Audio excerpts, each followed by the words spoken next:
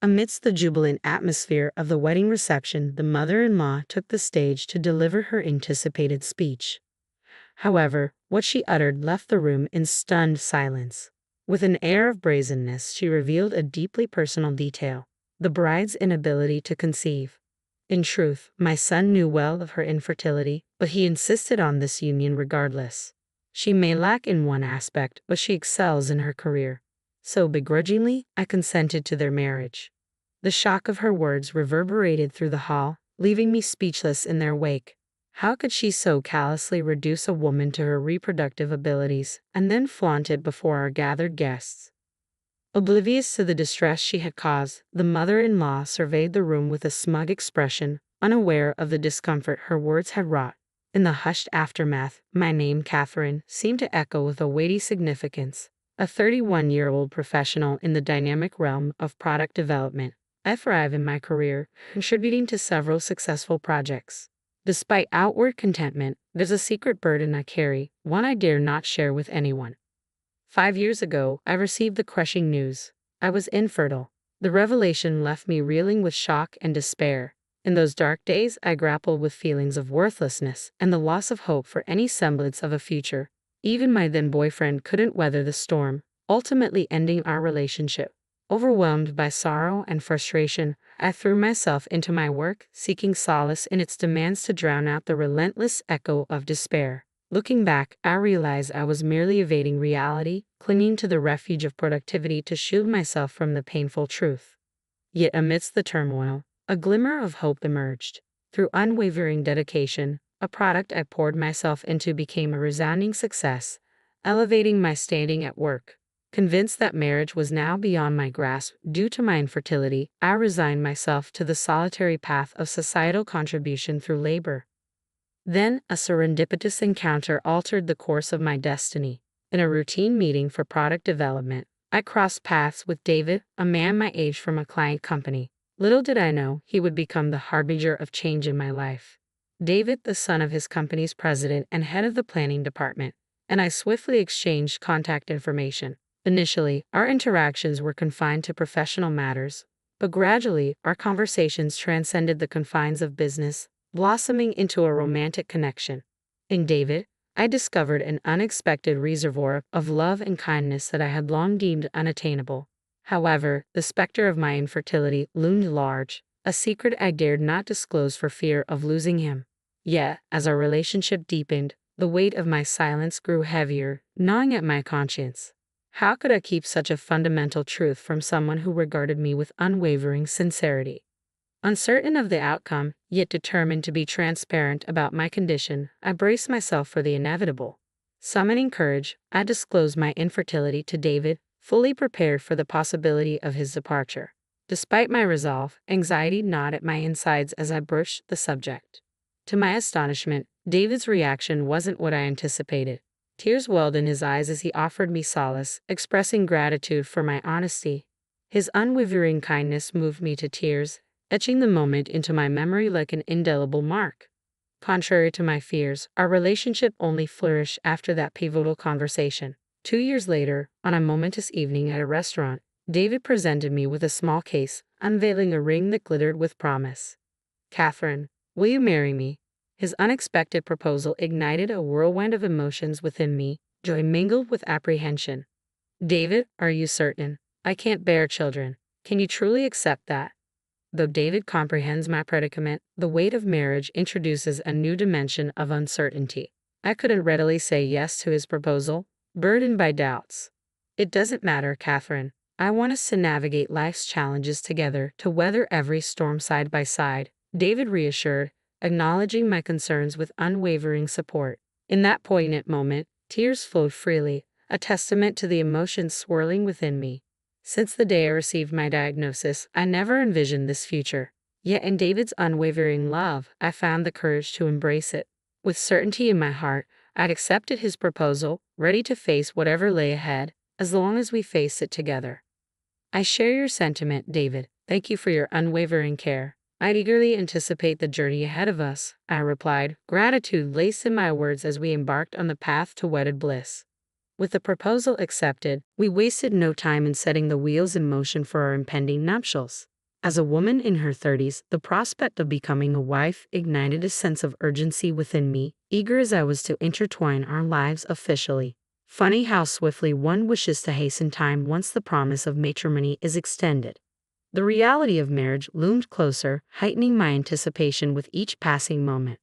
However, before exchanging vows, we had to confront a significant hurdle: meeting David's parents. While our encounters with them had been brief in the past, this meeting carried weight as we prepared to divulge news of our engagement. Unfortunately, the reception of our impending union was far from smooth sailing.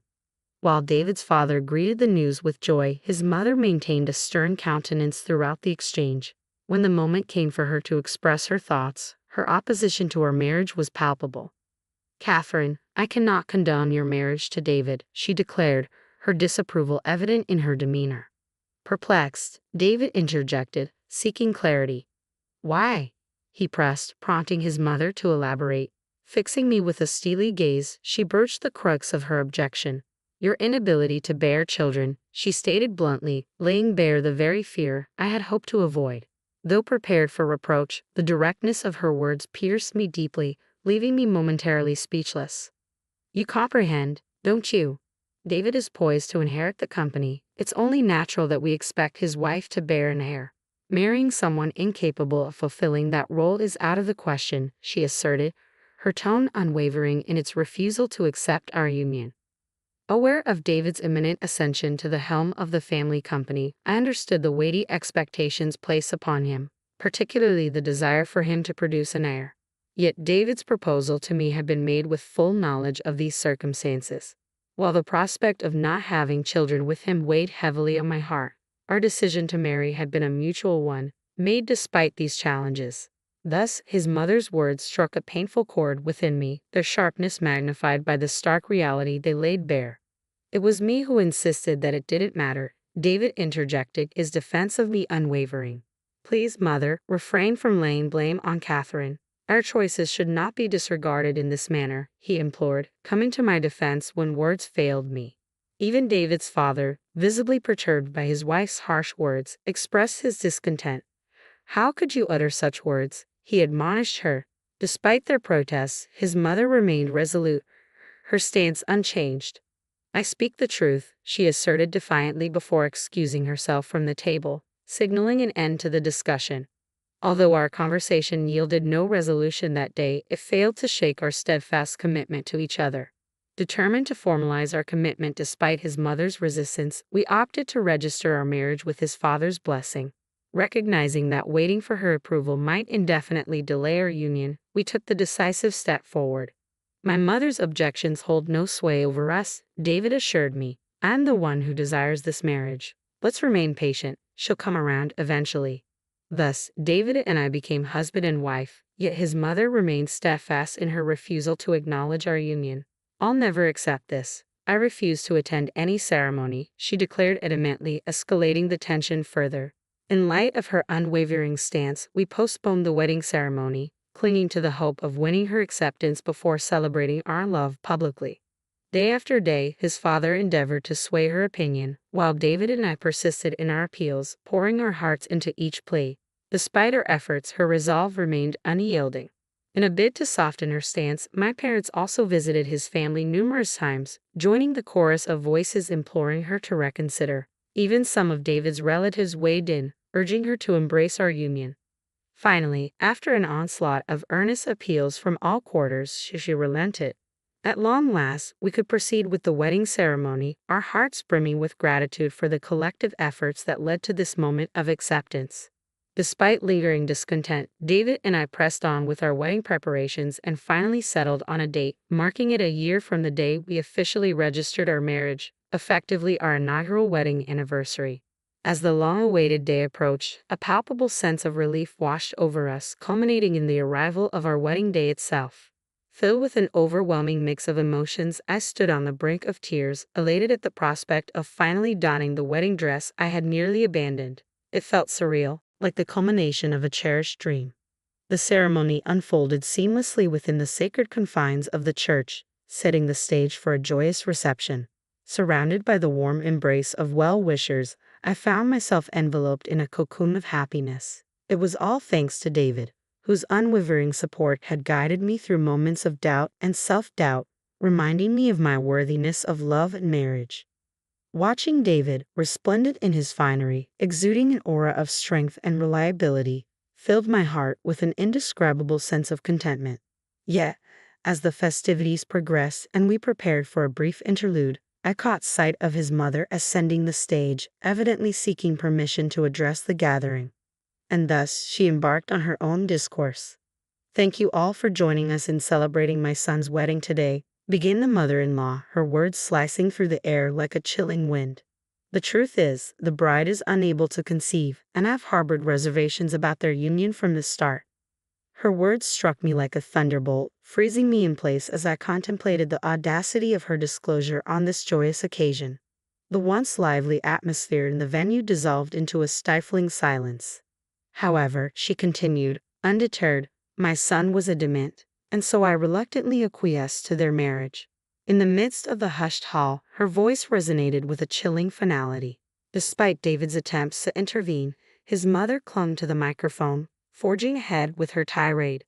"You see, I may never have the joy of holding the grandchild in my arms. Can you fathom such a sorrowful predicament? Truly, I fail to comprehend his choice in a partner like this." Stunned by her relentless onslaught of cruelty, I struggled to find my voice as David grappled with his own emotions beside me. Then, with a callous laugh, she delivered the final blow. "Yes, as you can plainly see, my daughter-in-law is barren, but she's successful in her career, so I reluctantly consented to their union. Ha ha ha." Her laughter reverberated through the hall, a bitter echo of her disdain. As her gaze bore into me, she delivered one last venomous barb. "You ought to be grateful. This day owes its existence to me."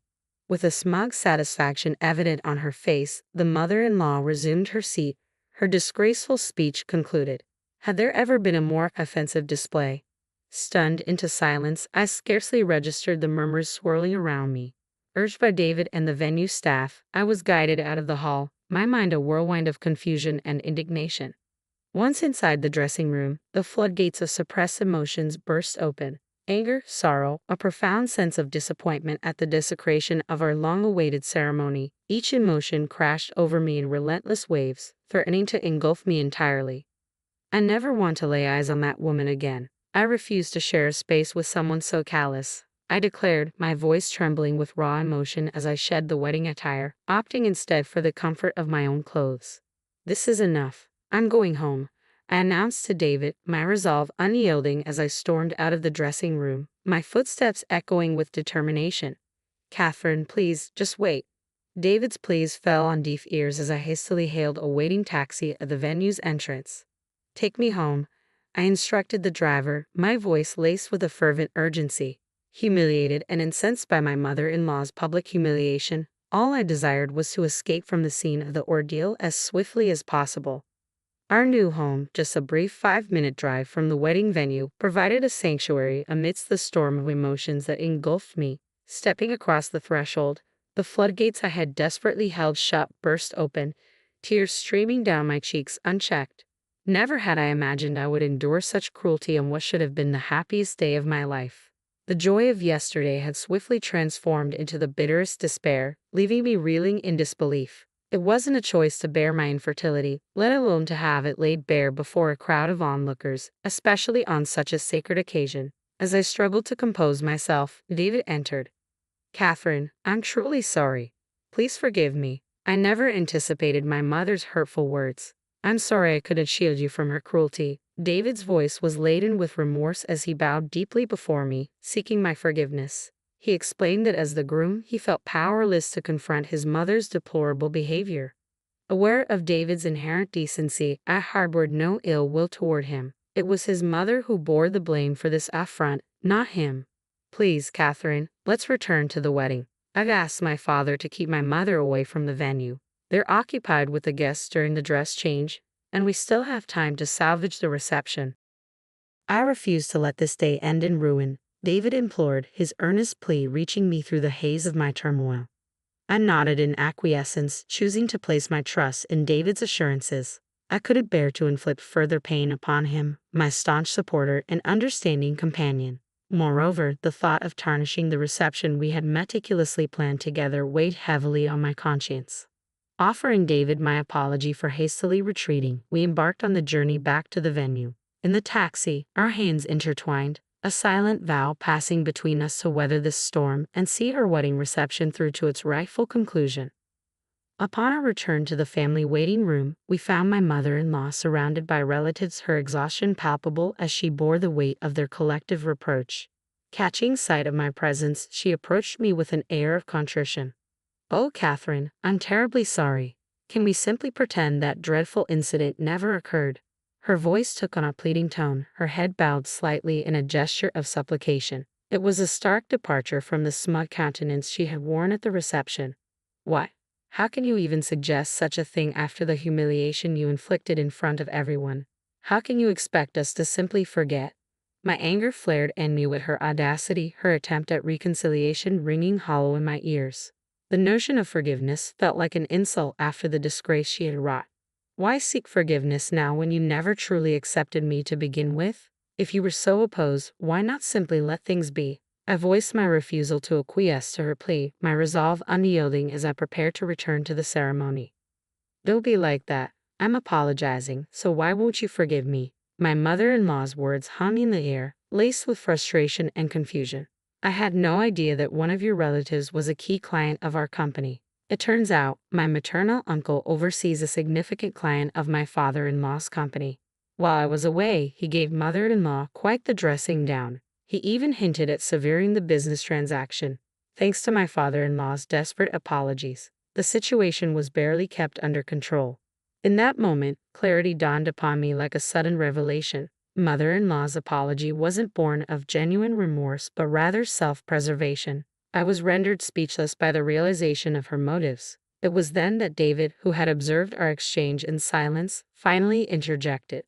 "Mom, is that your idea of an apology? Aren't you disrespecting Catherine too much? And you're apologizing to her simply because you were reprimanded by a client?" David's voice, usually calm and composed, rang out with an uncharacteristic edge of frustration. My mother-in-law, taken aback by his sudden outburst, stared blankly in response. "Do you comprehend the magnitude of the pain you've caused Catherine, Mom?" David's voice rang out, filled with a raw intensity that echoed through the room. "You exposed her most sensitive issue in front of everyone at our wedding. As a human being, that's the lowest of lows, regardless of the circumstances. It's inexcusable. You casually brought up someone's health struggles like it was nothing." David's words surged forth, an unrelenting torrent of pent-up emotions directed squarely at his mother. He spared no detail, laying bare the hurt she had inflicted upon me, time and time again, wielding my infertility as a weapon. Today's egregious display at the reception had been the final straw. David's gaze bore into his mother with a mixture of disgust and disappointment. "I'm through with you. Consider yourself disowned if you can't accept Catherine as my wife. That's your issue to grapple with.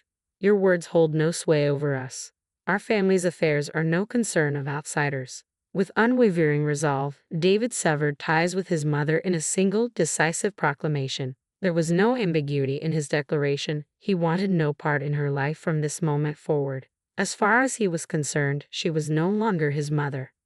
"David, please, don't say such things. I want to celebrate with you. Let's not dwell on anger, all right? I won't utter another word.